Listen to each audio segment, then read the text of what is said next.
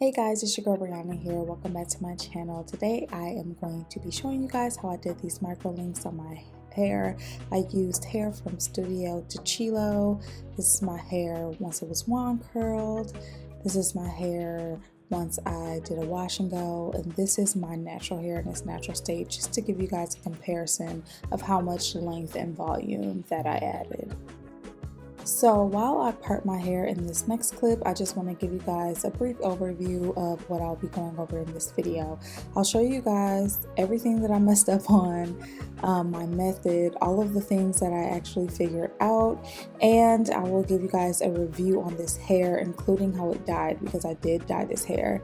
I didn't actually get that on video, but I did dye it, so I want to give you guys just an overview of what I really think about this hair and whether or not you should purchase. So feel free to check the chapter links in the description box so that you can skip around and really view the parts of the video that you want to see. So after I parted all of the hair that I knew I wouldn't add micro links to, so I could throw it up in a ponytail and the leave out at the top, I then grabbed a wax stick on the row that I'll actually be adding the micro links to, just to tame those flyaways. Then I added these Velcro strips just to secure the hair while I added it in.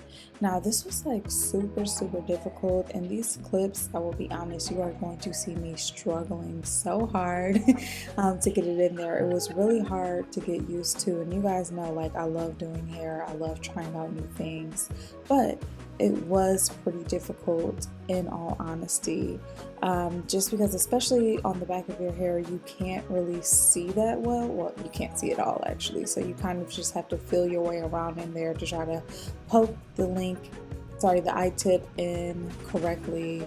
And that part was like really difficult and weird, because then the link wants to slip down and then the tip wants to. In this clip, like, actually when I was editing this and watching the back, it cracked me up because you're gonna see me fidget around so freaking much. Finally I got it in there, and then I clamped down on it and I'm like, woo, yay, first one out the way.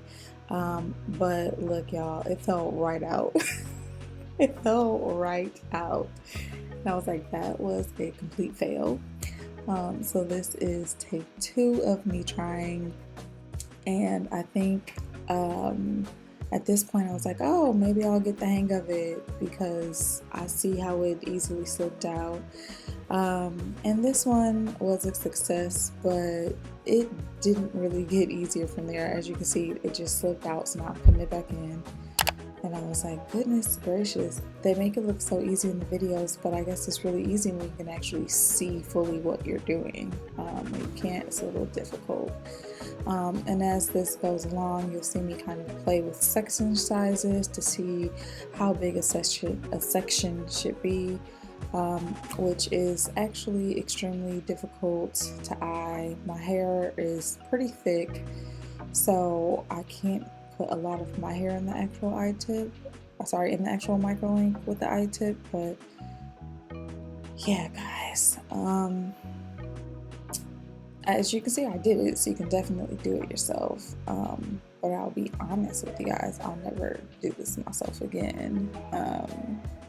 Well, I shouldn't say never, because I do have the hair, so I wouldn't be surprised if I attempted again, but all of that is just to say, it's a lot of trial and error that goes into the process when you're doing it on yourself. It's probably a lot of trial and error on someone else, which I actually have done micro links on a couple of my friends that turned out well.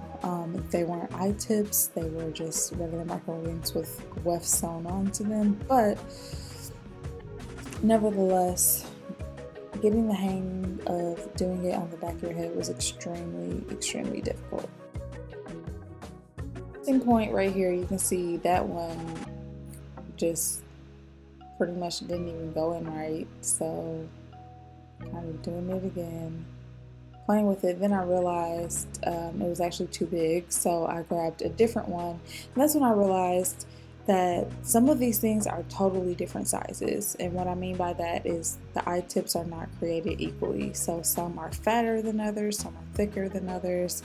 So when you're using the same size links, it doesn't really work. And I figured out a hack for that later. I had to honestly go on YouTube to figure out how the heck you're supposed to use it, and I'll show you guys that in a minute. But with that being said, that's why there's a lot of trial and error in this process. Do I recommend that someone does it at home? Not really, but like I told you guys before, I love to DIY, I love to play in my hair, I love to test my boundaries and my limits, and I love to gain new talent, and I'm comfortable doing it on myself. As you can see, my hair is super healthy, so I haven't damaged it, which is good, and this did not damage it, for the record. Once I got to the front, I thought, hey, this is gonna go super fast. It went a lot faster, but I still messed up a lot.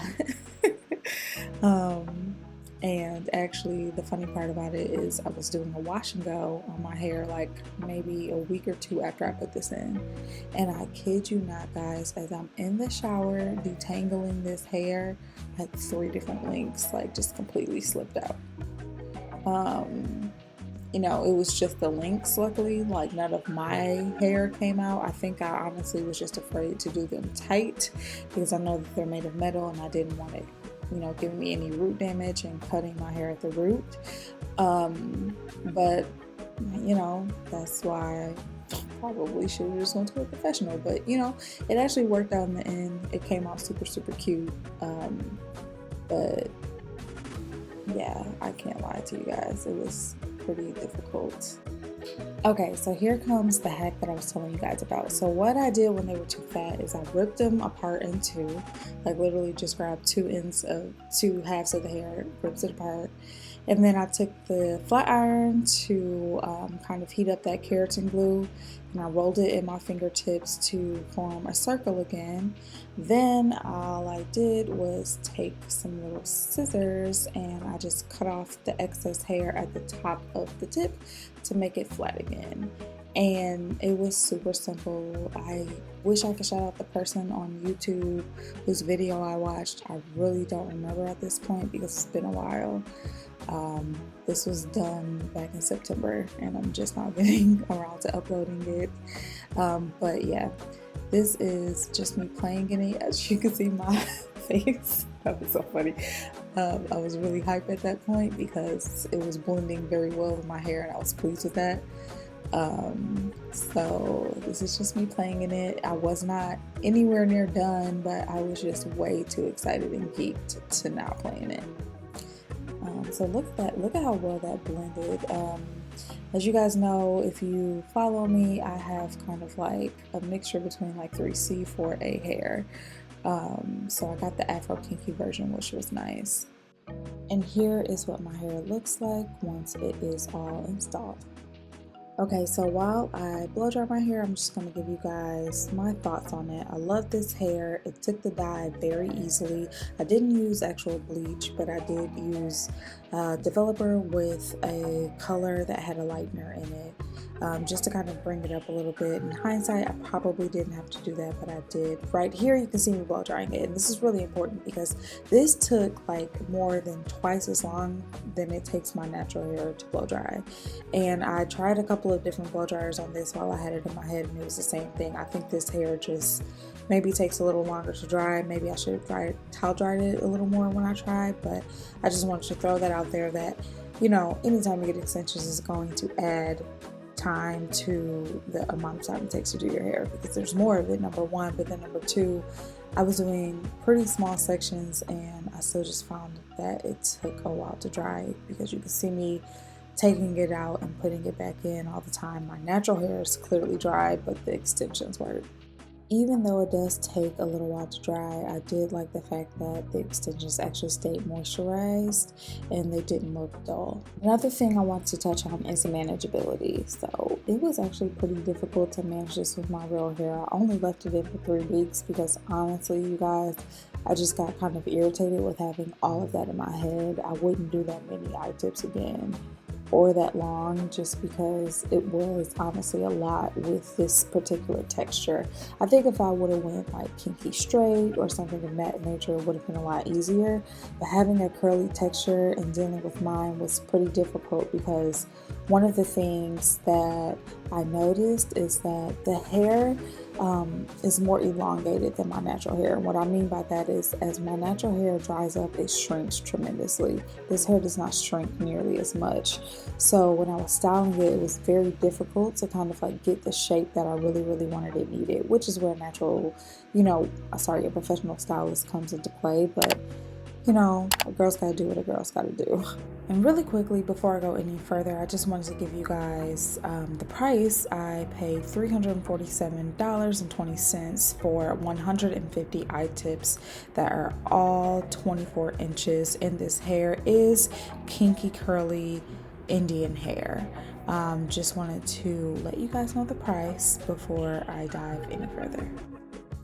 And all I'm doing right here is trimming my hair. What I did is I teased my real hair out of the way and then straightened it back out and started cutting an inch below from where the tease line ended, just so that I make sure I didn't cut my actual hair.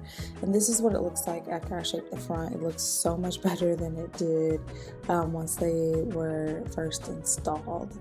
And now I'm just repeating all of this throughout the other sections of my hair, just so that I can cut and have some type of like layered effect going on. When I got to the back, I just kind of like pulled all the hair to the front and the top and cut and trimmed it. I wanted to test how these extensions from Studio Techilo kind of took the natural products that I put in my hair, and I really liked the heat protectant on it. It didn't make it greasy. Some extensions just act really weird when you put product on them, but these were actually pretty cool. The only thing that I did revise, and I'm really upset because I did not get to get this on tape, was the actual wash and go. As you saw earlier, I was using like a lot of gel, and what I learned is that since my real hair likes to shrink and the extensions don't, it's actually better if I only put gel on the root, which is where my real hair would be, and then mousse on the ends, and that worked very well. I wish I would have gotten it on tape. I actually thought I was recording, and I have this nasty habit of not actually hitting the play button. As you can see, it wand curled super easy. It didn't have any problem holding the curls. I didn't use hairspray until the end, and it was just magnificent. It reminded me of exactly how my natural hair acts, but much thicker and longer. So right here I'm just putting in some hairspray. This didn't damage the hair at all either, and this is what it looks like in the end.